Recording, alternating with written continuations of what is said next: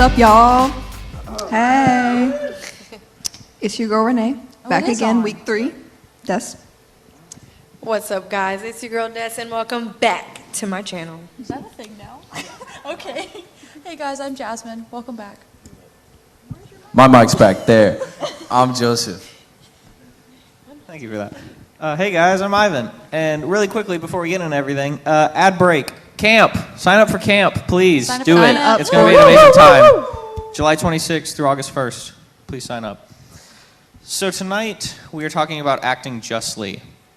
And so what we wanted to do to switch it up is this first night, or this first segment, we actually wanted to start in small groups. So really quickly, we're going to jump into small group. So for the next 5 minutes, what I want you guys to talk about is what is something that you have done for someone else that you would consider an act of justice.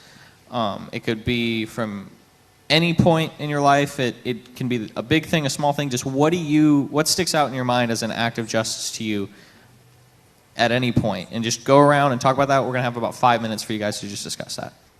So obviously, us 5 were here last week, and we were able to talk to you about doing something. But this week we decided that we want to add a little bit of flair to the panel. The tree! No, not the tree.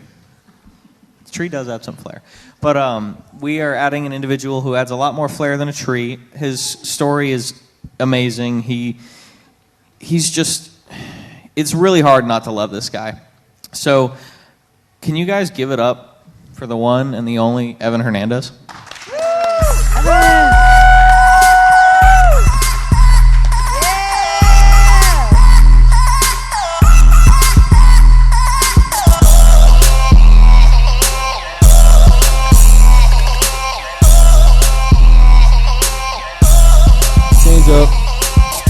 Evan. Check out that entrance, man. What's up, Evan? What's up, Evan? How are you doing? Just got fished out of the water. You guys usually have to pay for that. That one was free. That one was all free. So, Don't Evan, ask for it again. Yes. for the people who may not know who you are, just tell us a little bit about yourself.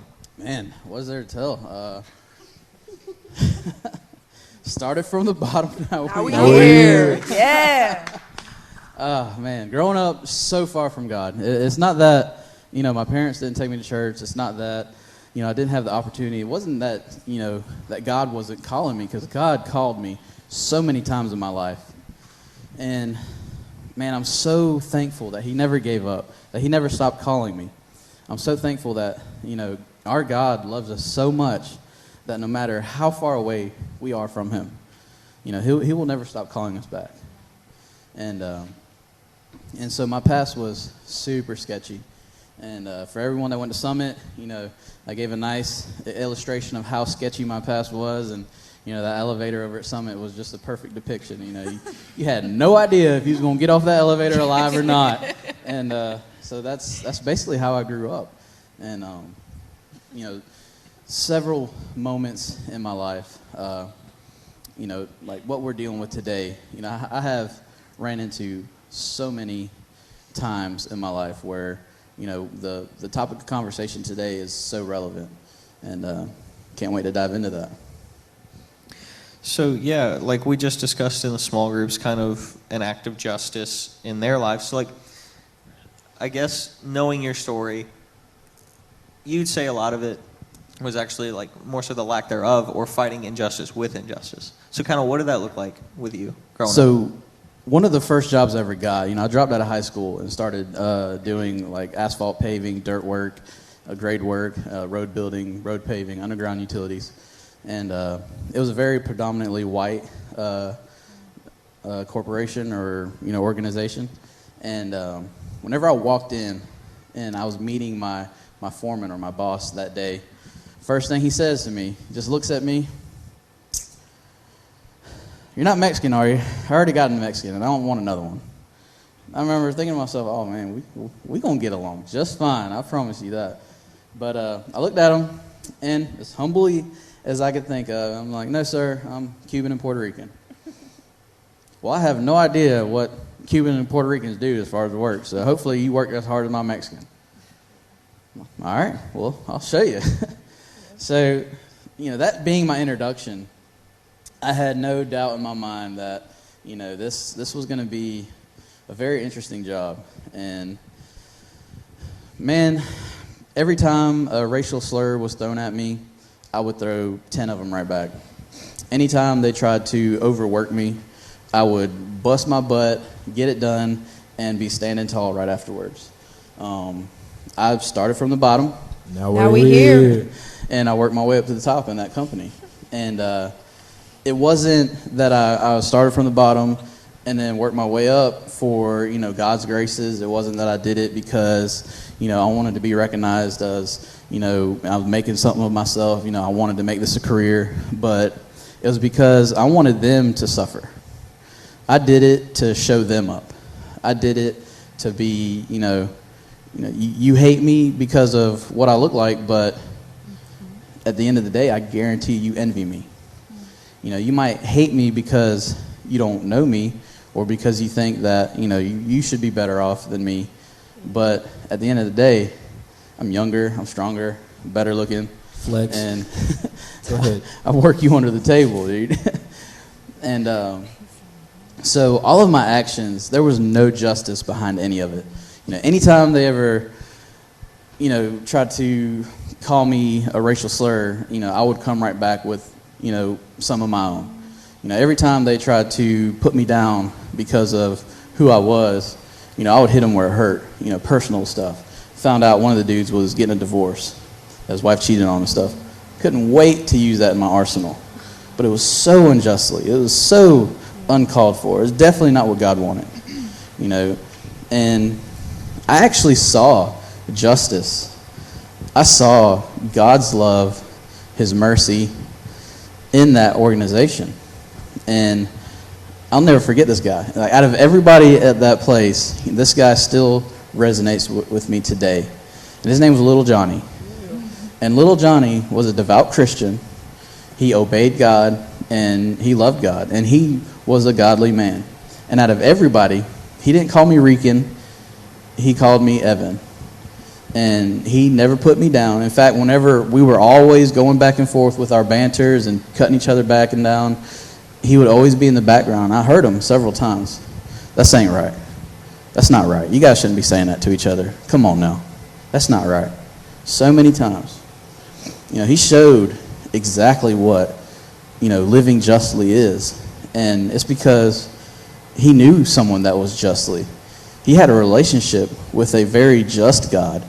He knew what love and mercy was.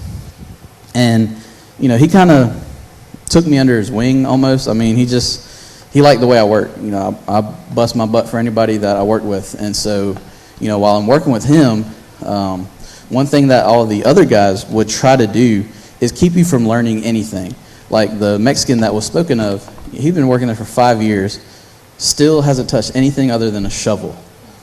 When I was working with Little Johnny, he would ask me, he's like, hey, you curious about running equipment? Yeah. Hey, you want to learn how to run this transit and shoot grade and learn how to survey? I'm like, yeah. It's like, hey, you want to learn how to read these plans? That way, you know what all this surveying stuff means? Well, yeah. I can't wait. And it wasn't because I wanted to, progress in this occupation. It was just something, get me some little side change so I can go make my bad money that I was doing. And but every time he asked me if I wanted to do this, I wanted to learn this, I wanted to learn that, first thing that popped in my head is, oh yeah, Big Johnny's going to hate this. He finds out that I'm on a piece of equipment, he's going to hate it. I can't wait for him to find out. But, that resentment that I had, that, can't wait to get back at them that I had, it was so unjustly, so uncalled for. That was definitely not what God wanted us to do. And, looking back, I wish I would have answered God's call whenever he sent Little Johnny to me. I wish I would have picked up on everything that he was putting down and learned back then what it was to be justly. Do you think in that time, like where you were still, like in that occupation, like that you realized how important and how crucial he would be, like in that moment? Like now looking back, like you can say, this was someone who invested in me and who taught me how to act justly, so now I can do that to other people. But in that moment, do you think that you realized like how big of an impact he would have on you? Honestly, no.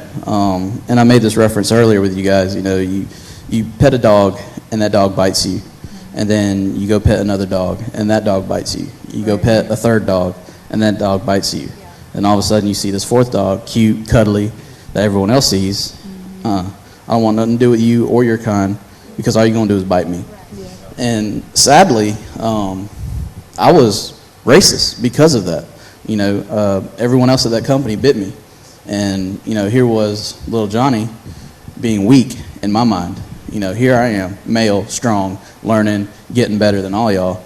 Here's this kind, weak man, just wants me to do his work for him. That's why he's teaching me all this stuff. So, you know, I mistook his kindness for weakness. And, you know, that's one thing that convicts me to this day. You know, this was somebody that wasn't weak. You know, in a way, you know, he was so much stronger than I ever was back then. You know, he was doing something that nobody was. He was going against the grain. You know, in a world where it would have been so easy to just follow suit and be like everyone else and cut people down and sit back and just, you know, be okay with it or just even shy away. Nah, he was standing up. He was talking. He was coming back. He was doing what God would have wanted him to. And nah, it convicts me to this day because no, I wasn't picking it up. I think it's important for us to realize that there's a lot of situations where we can play both roles in your story. We can either, you know, be Evan or we can be little Johnny.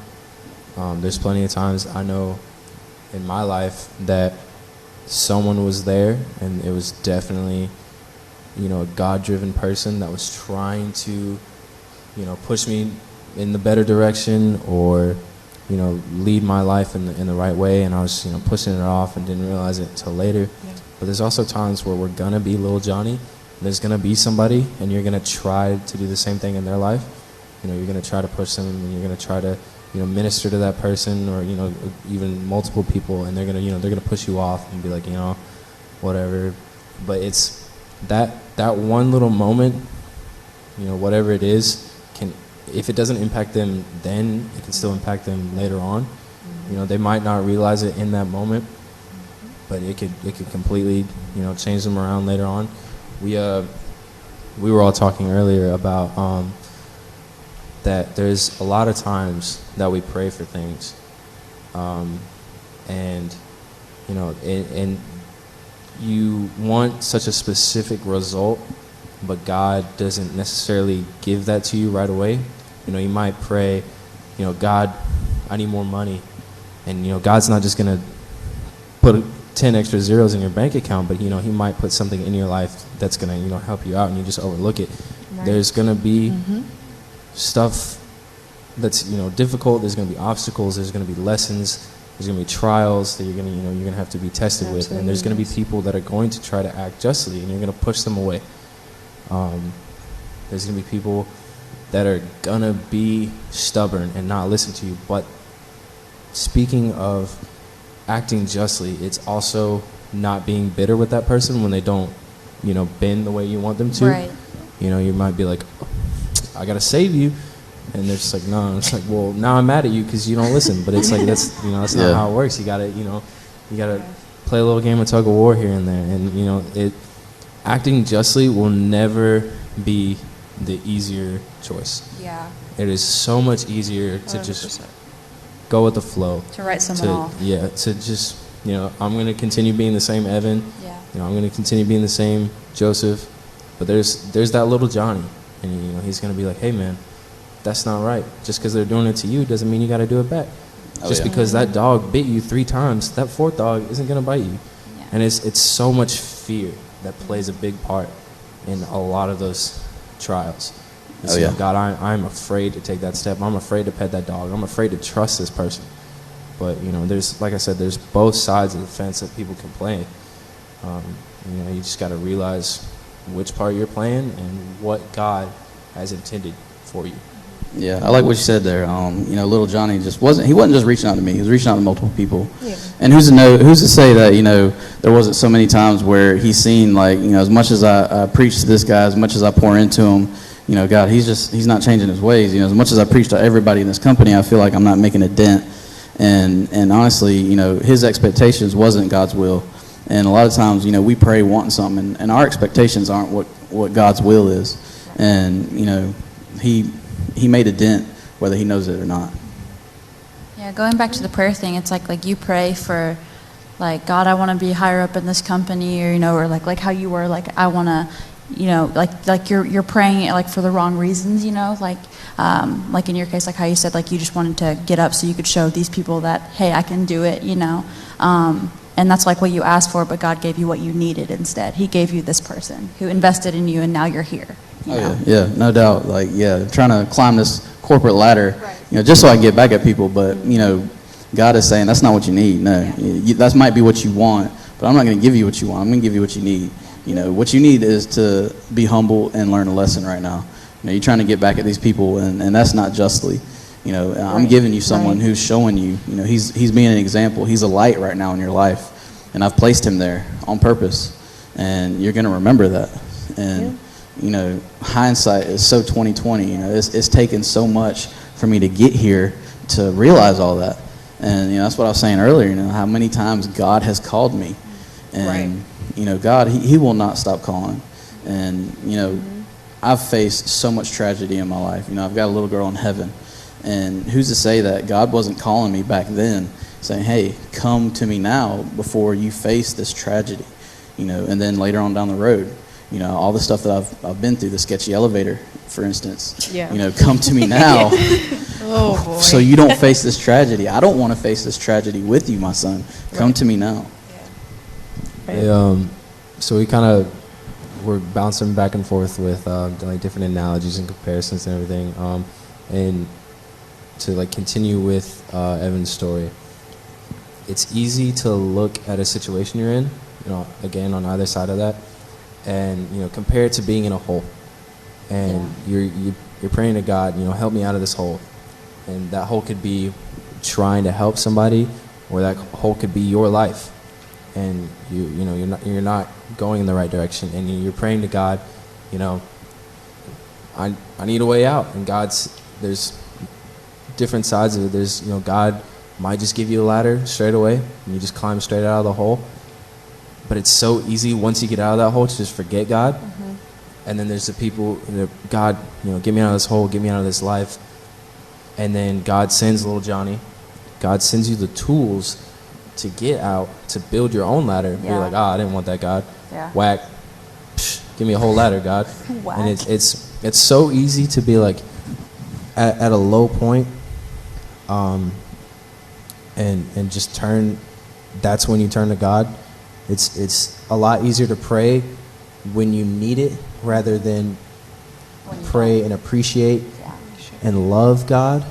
Absolutely, yeah. And it's easy for us to be like, I'm going to start my free trial with God, a 30-day free trial, but I'm not going to put my card number in because I don't want to get, a further subscription unless it works out for me. But that's so true. I'm going to check it out, see how it works, but after, that 31st day, I'm like, what, God? People bounce back and forth. Card. Yeah, the boomerang effect so many times. Yeah. And it's not justly at all the boomerang effect. It's hard for people to be content with having to face difficulties to get to the end goal. Yeah. Absolutely. Every nice thing in life, everything that's going to make you happy, everything that's going to bring a positive impact on your life, family, kids, wife, all these memories you share with people, you're going to have to go through hardships to get to those. But just because you face those doesn't mean that, that's what the end result is. Whenever God places something into our lives, we don't see the end. We see where we are right now. God sees the end. He knows where we're going. We just have to trust that where He placed us right now and the opportunity He's given us is the right way to go. Yeah, that He's going to get us there. All you need is faith as small as a mustard seed. Absolutely. Yeah. Amen. Amen. And just because the result, it might seem years away, that doesn't mean it's not worth it in the end, There's salvation is so much more important at the end of it, and acting justly and it's so hard, especially with today's climate. Yeah. To everything that's going on right now, and you're so caught up in what I want to do, what's going to benefit me the most, what's going to help me out, what's going to make my life easier. Oh yeah, no doubt. Rather than, I'm all right where I'm at, but I can clearly see Jack over there. He's not all right. Jack is falling. Yeah. Is, Y'all contest to me if this is true, but growing up in the late '90s and early 2000s, like high school was the most segregated place ever. And it wasn't just by race, color, or anything like that. It was segregated by like cliques. You had your jocks, your preps, the rednecks, the band nerds, the basketball players, the volleyball players, and just like it was so segregated. And like I was this social little butterfly. Like I floated everywhere. Me too. And I really feel what that. conflicted me the most. And looking back, I wish I was more justly in a lot of these manners. But like, there's so many times like, man, why can't my friends just get along? Just because I'm friends with this person doesn't mean they can't hang out with them. And instead of like standing up for that and being like, hey, nah, you can hang out with them. Just get to know them. Just because they like ricers doesn't mean that they're not cool. I mean, just because they don't drive lifted trucks and they like small compact cars doesn't mean they're not cool. Just get to know them. I said they're doing the exact same things you do after school. I mean, tell them, just follow me. With compact cars? And there were so many times like I never said that. I never made those conversations. Instead, I would just give excuses. And back then it was so easy because not everybody had a cell phone. Right. So it was just that note in the hall, like, oh man, I didn't see it. I guess Coach Gerbrick picked it up and he didn't pass it on by. It's like, I don't remember you seeing me in the hall, or like I would hear my name and just do the little eye cut and just keep on walking. Man, this guy's ancient. You didn't have cell phones in school? What's up with that? But no, there's also with that, it's so easy to say, acting justly, it has to be this big, life-impacting, I gotta do all this and they're gonna put it in stories kind of thing. But even just that, being in school and making a difference, even just for a day, that can be considered an act of justice. And we don't want you guys to look at it and be like, I have to go out and you have to take down the news. You want to take out put my Goliath. picture in the newspaper. It's like, no, just do what God has intended for your life. Small acts of kindness. Yes. Yeah, we don't have to, with this day and age, like, it's so easy to want to put your whole life on the internet because everyone else is doing that, and you want to come off as a cool person.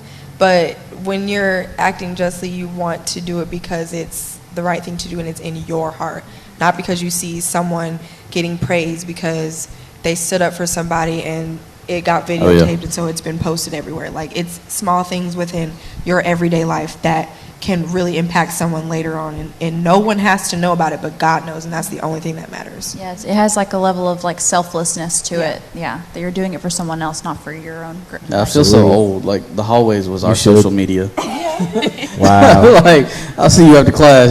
Come to my wall. It's really my locker. It was like I posted on your wall earlier. Yeah, Twitter for him. Twitter for him. Was, Twitter was writing a note and attaching it to a pigeon. No doubt. And then flying Smoke signals, man. Shoot, hollering. We used to holler a lot. Man, he got in trouble if he smoke signaled the wrong girl. Oh no. Yes. I read somewhere it said acting justly was loving in public.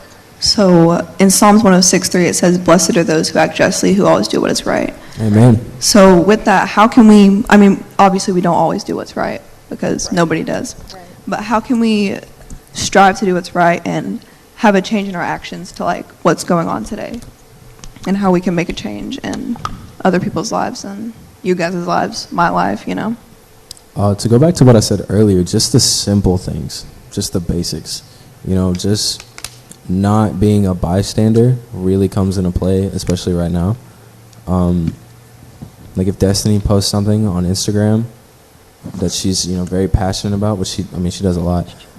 She posts something on Instagram and she's very passionate about, and it's like some kind of organization or something.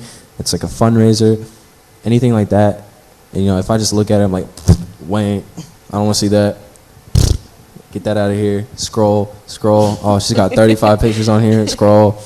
But, taking the time, even just to read it and understand and make yourself a better person, and then you can take it a step further and potentially donate to that cause.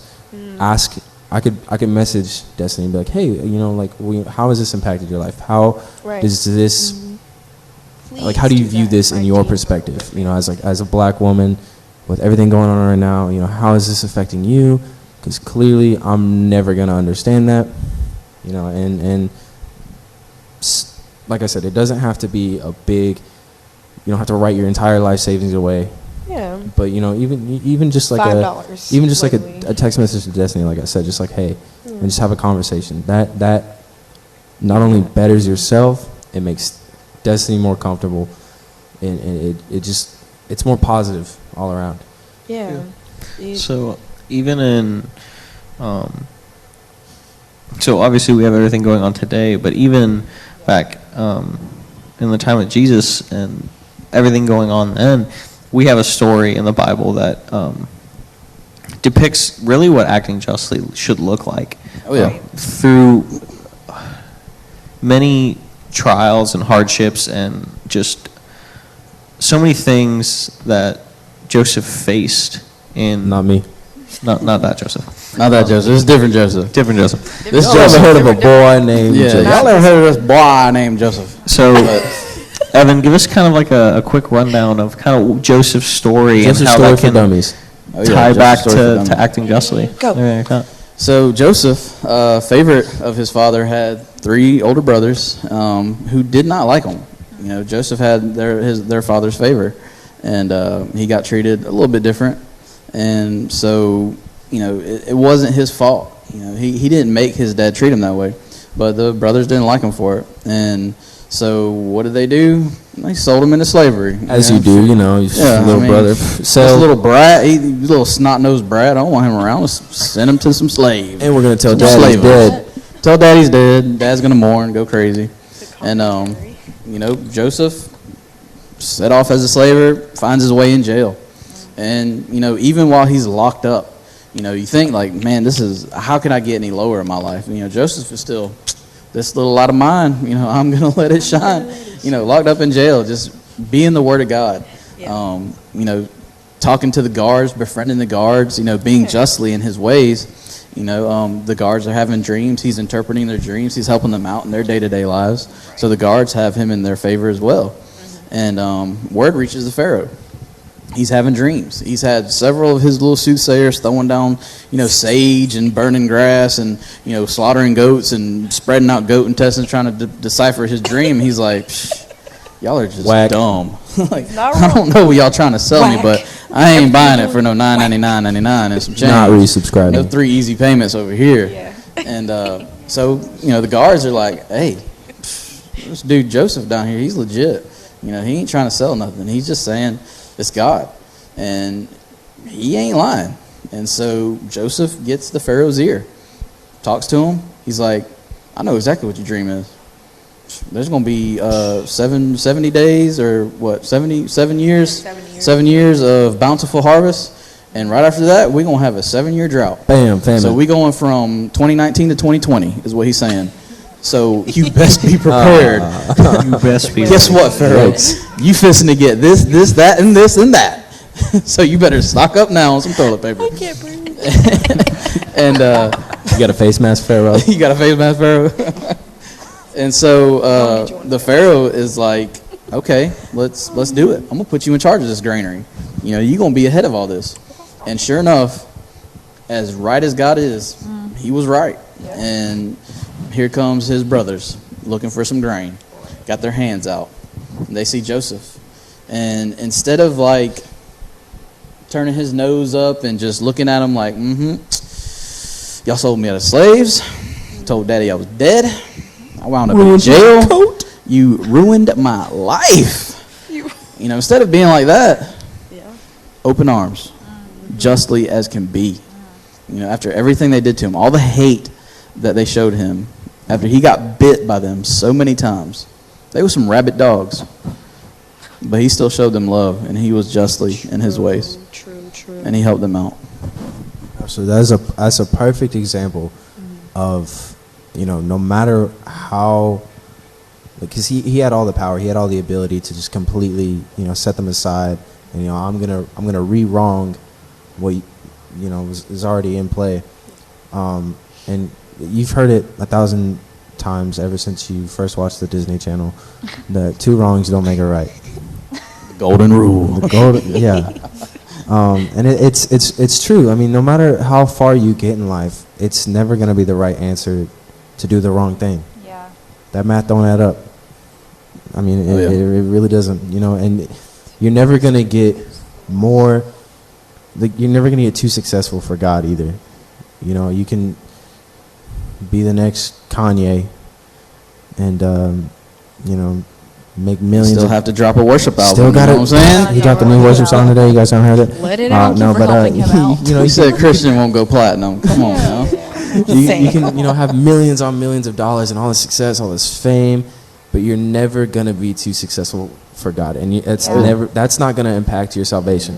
You can have everything you want here on this earth, but the second you get up to them gates, and you're like, "Hey man, can I get in?" They're like, "Nah." Your money don't matter here, boy. And that just ties in perfectly, what we were talking about earlier. Our expectations isn't always God's will. I guarantee you, Joseph was not expecting to get sold, jailed, accused of trying to, adultery, all that, and, end up on the top. He started from the bottom, legit. Now we see. Now he's there. Sorry. Then he was there. And God's will, God knew from day one, the moment he had his dad's favor, Joseph's biggest dream was probably like, oh, I'm going to get everything my dad has. I'm going to inherit this farm, and I'll take care of my brothers and all that. Like, that was his biggest expectations. But God said, no, as good as you are with this, I'm going to entrust you with, a whole plantation of Pharaoh's, what Pharaoh owns. He's going to put you ahead of, a whole granary and cities. And, my will is going to be much greater than your expectations. And then Joseph had a choice, like whenever his brothers came back, because he could have easily said, bye. Bye, Felicia. Sorry. But he chose to act justly, and he didn't do that. I mean, he even had earlier choices that, affected his character and everything. When he was first accused of adultery, she came on to him. She was like, "What's up?" And he was like, "Nah, my heart belongs to Jesus." Temptation at its finest. And then even that, and then again, that all plays into applying it to your lives and applying it what it means to us. Of just because you think this is how it's gonna go, you never know when God's gonna say, "Hey, you got to go left," and you're like, "But God, right looks so cool." Sorry, you got to go through the spooky woods first. And it's not necessarily going to be easy, but I will bet any of you that God knows way more than I do. He knows way better for my life. Facts. And I'll always put my trust and faith in Him. And you guys gotta really make sure that you stick that. Oh yeah. So we're going to break for small groups for a couple minutes now. And the question we're asking is, in your fight for justice, what's one wrong you may need to right in your own heart? So.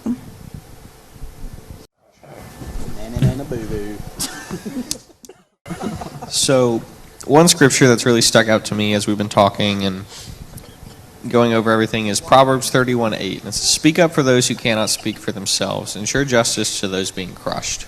Amen. And I think that's, especially in today's society, it's a big thing for us to take a part of. Is a lot of people now don't truly know the extent of what their voice can do. And so we are the people that can speak up for them and give them guidance and give them hope through Christ and guide them on this journey of faith and of love. And it just allows them to not feel like they're stuck in this spot where they don't have a voice and they can't speak up. So the big kind of idea of everything has been act justly. And so a lot of justice is involved in what's going on in today's society. But I wanted to ask you guys, what makes biblical justice different from the world's perspective of justice today? Ooh, boy. Go ahead. What doesn't make biblical justice separate from today's justice? Honestly, like I see today, and a lot of us want to justify our own actions. We want to make excuses as to why what we're doing is right, or basically like what I went through, at that organization, my first job. I justified my actions because they started it. This moment I walked in the door, I justified my actions like, well, they're trying to put me down, so I'm bigger and better. Why don't I just come back harder? Biblical justice isn't that. God shows us exactly what justice is. That's love and mercy and understanding. And, he shows it so many times over and over again. You think of the story of the lady who was about to be stoned. And there was several men standing around her, over her, with rocks in their hands, and they're about to kill her. Ready to throw. With stones, yeah. And, Jesus steps in and says straight up, let he who is without sin cast the first stone. Yeah. Yep. And, each and every single person had no choice but to lay down their stones because they all knew, we're trying to, stone her to death because of what she did. But each and every single one of them had skeletons in their closet. Yep. We hate on other people because they're different. We don't have to be different genres. We all came from the same place, and just trying to understand that, trying to understand one another. I said it before, I could walk or live Destiny's life exactly, and I would still never understand, what she went through. I could go through everything that she went through and still never understand it because her and I are so different. I could never truly understand her, but there is one person who does. The person who knows each and every single hair on her head, her creator. He created her that way. He knows exactly what she's going through, exactly why she's going through it, and exactly how she's going to come out on the other side. And, as far as today's justice and biblical justice, like I said earlier, we try to justify our own actions. We say, well, it's not fair. We try to, say, well, they did it, so I'm going to do it back. The two wrongs don't make a right. And in a way, like we're categorizing ourselves. We're making ourselves different genres, and we don't have to be. Absolutely. I feel like to kind of add on to that, selfishness and hypocrisy is everywhere. I mean, I it's in my life too. I'm like, we're not perfect, but it's so much easier for everything to kind of seem like a poll. Like, 73% of the people voted. You suck. Yeah. So that means it must be that way. And it's a lot of our actions. You really have to think: is this my own action, or is this just me following what everyone else is doing? Especially with you guys being so young, and going to school and experiencing those cliques and stuff we were talking about. You might not feel a certain way about a group of people or an individual until you get around those people that are like, we're going to force our opinions on you until you believe that it's your own opinion. And then with like the hypocrisy, someone could be going through the exact same thing. Me and Destiny were talking about how neither one of us have a father figure, but there's, I don't know the number, but there's a lot of people that would, I'm going to label her different just because of the color of her skin. We're literally going through the exact same thing. It's a similar emotion. Obviously, there's going to be different emotions and different feelings and different effects, but you can break it down to the same thing. But I'm going to say, oh, she's different. That's bad for her life. Yeah. Give me pity, but expect it because it's a stereotype we've placed on that culture. Yeah.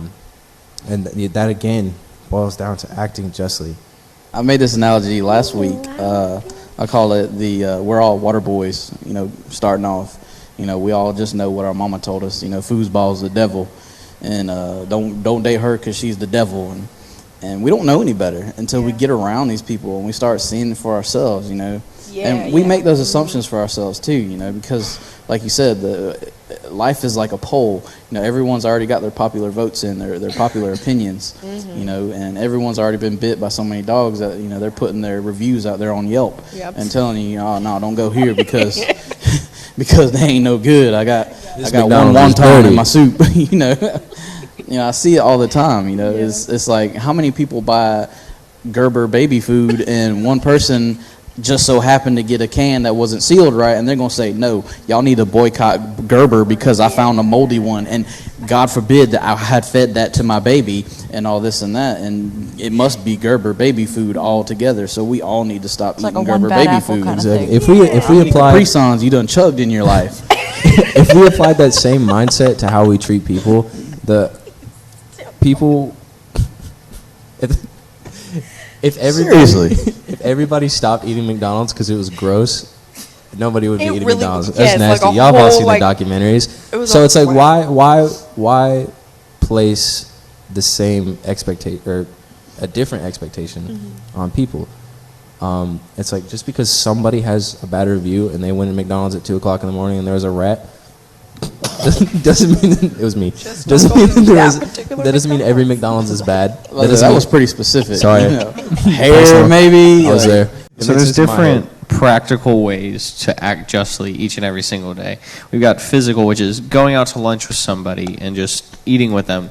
The small things like buying lunch for somebody that might be homeless, speaking with people that you know have been through a lot, but you give them that ounce of hope that, hey, things are going to get better, and I know God is on my side.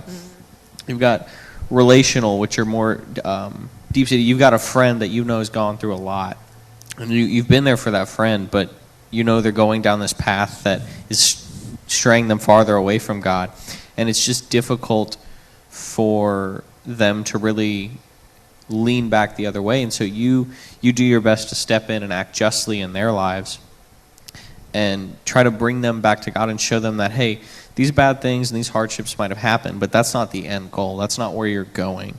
You're in the middle of a storm right now, but God sees the storm and he knows when it ends. And if you just continue to trust in him, that storm will ride out and you will still be there and God will still be there and Jesus will still be there. And there's this analogy that I heard from a musical artist, and it's crazy to think about. You're at a park, and all these people are around, and you're there. Yeah. What's crazy is that 100 years from now, none of us will be there, but the park will be there. A way better analogy than I use. And thinking about that, it's crazy because it's like none of us will be here. It'll be completely new people, don't even know who we are, most likely. Right. But God is still in that. God is still in each and every single one of those people's lives. He's still in that. The nature in that park. He's still in every living thing in that park. Amen. And he exceeds time. He exceeds all of it. And so just thinking about acting justly, it's the smallest things each day. Oh, yeah. And then systematic, what we're doing right now.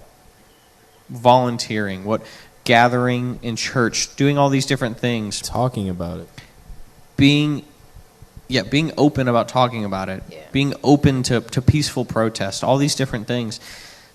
These are ways that we can act justly and truly show that, like, hey, Jesus is in my life, and I'm not trying to force him into your life, but I know that my life has been significantly changed because of the love of Jesus, and I want that in your life too. Amen. Amen. Amen. And so we are the generation that affects the world for the next 50 years. We are the generation that pushes forward, and we're the generation that can fight this inequality, and that we can fight for what's right, and it starts with acting justly, and it starts with having Jesus at the center of our lives and knowing that we are going to go through hardships, and we understand that, and we understand that there's an end goal, but what we need to do is relay that to others, that just because you're going through a hard time right now and you're financially stuck doesn't mean you're not going to be financially stuck forever. Right. Even if you're not, even let's say you are financially set, you are good, but you think, oh, I'm good, I'm out of all of it. God's going to place things in your lives that's more significant than financial. He's going to place people in your lives that love you. Yep. He's going to provide you with opportunities for a new job, a new car, a family. He's going to provide all these things that you didn't even know you were going to get. You didn't even necessarily have to pray for. It's just God is so willing to forgive us and help us through our weakness and through our pain that what we should do in return is look at Jesus as the example. He set the bar. Right. No, we're not like Jesus. We're not perfect. But he set the bar for us to just... Showed us what perfection is. Yeah. We just have to try to make an ounce of an effort to just be like him each day and act justly and forgive others no matter what they've done to you or what they've done to the community or society. Everybody deserves a chance because Jesus gave every single individual a chance, and he continues to give every single individual a chance no matter what you've done and what you faced. Absolutely, man. So, go ahead. Just, going back on my story, the little Johnny that was in my life, and, he probably wasn't the most popular vote because everybody in that organization was just, they all made the same exact comments, they all made the same exact slurs. So he wasn't the most popular person, or that he wasn't the most popular vote. That didn't mean that people didn't like him. You can stand out and it's not going to affect your social status. And sooner or later, your opinion could end up being the popular opinion. You stand up for so many people and you stick up for them, sooner or later you're going to have an army behind you of people that you stood up for, people that you defended, people that you showed kindness to and mercy and love. They're going to be your followers. And it's so easy. It's just small acts of kindness here, small acts of kindness there. Think of it as, Jesus just holding your hand everywhere you go, and you see someone, being talked down to, or you see someone that's being treated differently, no matter of their color, their skin, or the things that they like, just because they've been segregated in some way, make them feel apart. Tell people that's not right. This is a person just like you and me. They might like country music, but they still like other things that you like. They probably still go home and play Fortnite, or they probably hang out in the park, or they probably go shopping and like the same clothes and all this other stuff. Just because they're just a little bit different on the outside doesn't mean they're so much different on the inside. Amen. And it's just those small acts of kindness, that stepping up and being God's voice in those moments, that is acting justly is all about. Yep. And it's that easy. To kind of go with that, if you guys are, afraid or embarrassed because of the people around you making you feel uncomfortable about making a difference, reevaluate the people in your life. They're probably the wrong people. You need a new I circle. mean, like he said, it could eventually become the majority vote. You're around 3 people that are like, hey, don't do it, that's whack. But the second you say, these people are bringing me down in the long run. These people are that test that God has put in my life, and they're Satan's way of holding you back. And the second you let those 3 people not be a blockade from what God has intended for you, it's going to make that trial or whatever so much easier. And it's going to make no doubt. Having positive people. I'd rather have one positive person backing me up than 5 people that I think are really cool, but they're holding me back. Yeah. Oh, yeah. Right. I think Yeezys are ugly, but they're so comfortable. They a popular shoe. What? I think they ugly. What? Oh yeah. Yeah, a lot of it. Yeah. I know. But that doesn't mean that my opinion's it's wrong. What's right. I was jumping around on Instagram Instagram the other day, and I saw a Rich Wilkerson short little preview message.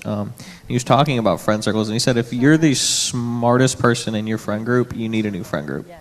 Right. Because you always need to be learning from somebody You else. need to be challenged. No, each of us needs to be challenged. Yeah. And so what we want to do is we want to challenge you guys this week to act justly. We want you to each day just find some small act of kindness that shows your heart and your love for Jesus, and also the love that Jesus has shown for us.